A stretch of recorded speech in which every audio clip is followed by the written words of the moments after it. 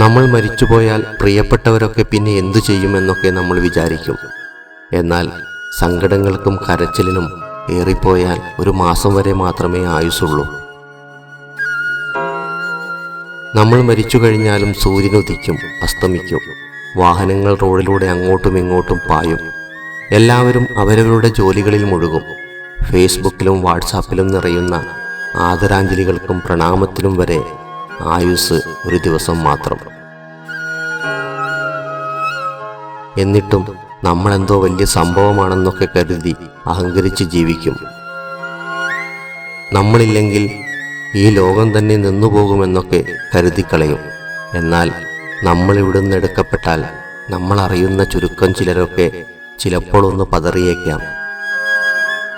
നമ്മളോടൊട്ടി നിൽക്കുന്ന ചെറിയൊരു പിടി ആൾക്കാർ കുറച്ചു നേരത്തേക്ക് നമ്മളെ ഓർത്തേക്കും. പിന്നീട് അവരും മറക്കും. ഏതാനും മണിക്കൂറുകൾക്കുള്ളിൽ കരച്ചിൽ പൂർണ്ണമായി നിലയ്ക്കും. വീട്ടുകാർ ബന്ധുക്കൾക്ക് ഭക്ഷണം നൽകുന്ന തിരക്കിലായിരിക്കും. കൊച്ചുമക്കൾ ഓടിക്കളിക്കും. ആൾക്കൂട്ടം പതിയെ കുറഞ്ഞു തുടങ്ങും.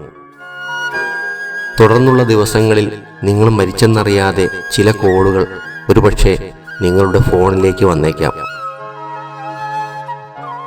നിങ്ങളുടെ ജോലി സ്ഥലത്ത് നിങ്ങൾക്ക് പകരക്കാരനെ കണ്ടെത്തി കഴിഞ്ഞിരിക്കും.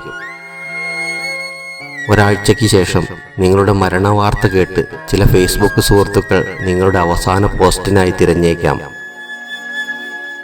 2 ആഴ്ചയ്ക്കുള്ളിൽ നിങ്ങളുടെ മകനും മകളും അവരുടെ എമർജൻസി ലീവ് കഴിഞ്ഞ് ജോലിയിൽ തിരിച്ചെത്തും.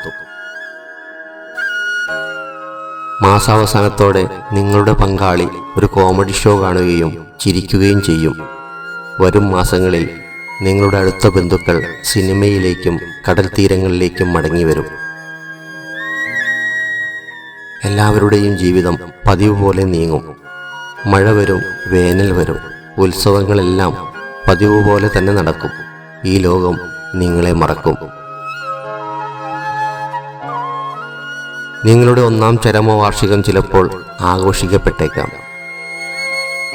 കണ്ണ് ചിമ്മുന്ന സമയം കൊണ്ട് വർഷങ്ങൾ കടന്നുപോകും. പിന്നീട് നിങ്ങളെക്കുറിച്ച് സംസാരിക്കുവാൻ ആരുമുണ്ടാവില്ല. ചിലപ്പോൾ പഴയ ഫോട്ടോകൾ നോക്കുമ്പോൾ നിങ്ങളുടെ അടുത്ത ബന്ധുക്കളോ സുഹൃത്തുക്കളോ ഒരുപക്ഷെ നിങ്ങളെ ഓർമ്മിച്ചേക്കാം. അങ്ങനെ ഈ ഭൂമിയിലെ ഓരോരുത്തരെയും മറക്കുവാൻ ആളുകൾ കാത്തിരിക്കുകയാണ്.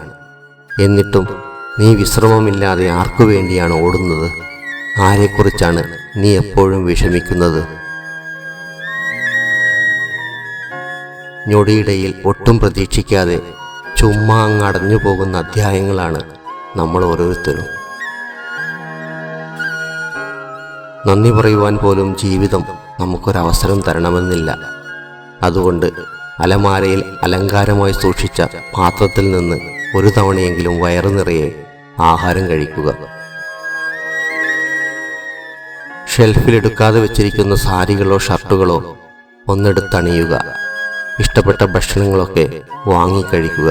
വല്ലപ്പോഴും ഒരു സിനിമയ്ക്കൊക്കെ പോവുക. കണ്ണിറയെ പ്രകൃതിയുടെ സൗന്ദര്യം ആസ്വദിക്കുവാൻ യാത്രകൾ ശീലമാക്കുക. ജീവിക്കുക ഓരോ നിമിഷവും ആരെയും തൃപ്തിപ്പെടുത്താനല്ല, മറിച്ച് ഓരോ രാത്രിയും കണ്ണടയ്ക്കുമ്പോൾ ഉറങ്ങാൻ പാകത്തിന് നമ്മൾ നമ്മളായി ജീവിക്കുക.